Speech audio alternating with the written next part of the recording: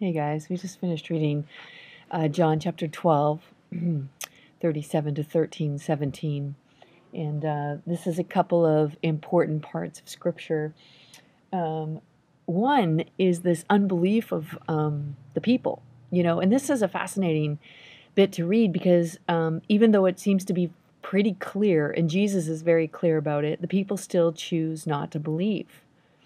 And this is still perplexing sometimes in the Jewish faith, when you go and you're part of some of their celebrations, like the Passover feast.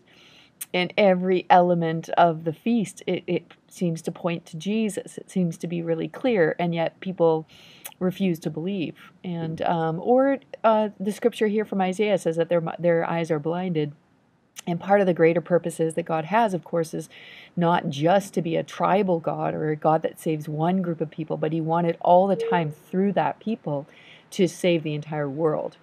And so it seems like the purposes of Christ's death need to go wider, even from the very beginning, need to be pushed past the barriers of tribal belief and personal systems and into the places where it might not go. And so this is one of the ways to ensure the gospel is going to go to those who aren't Jews, is to have the Jews reject it for a season. And that's an interesting thing to think of. The greater purposes of the gospel are always not just for believers, but for people who don't believe yet.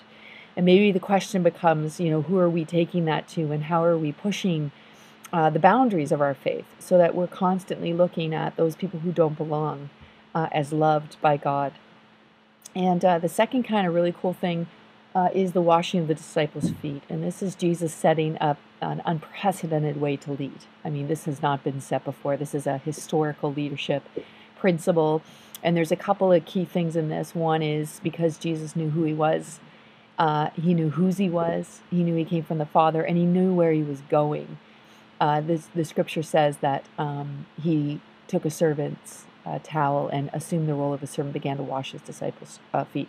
This is staggering, and really good to ask yourself if you're more like a Jesus leader or if you're more like a Roman leader who would lord it over and think hierarchy is kind of key and important position. Jesus leader throws that to the side and says, how do I love and serve in a way that will communicate exactly what I mean to my people? Let's strive to be like Jesus today.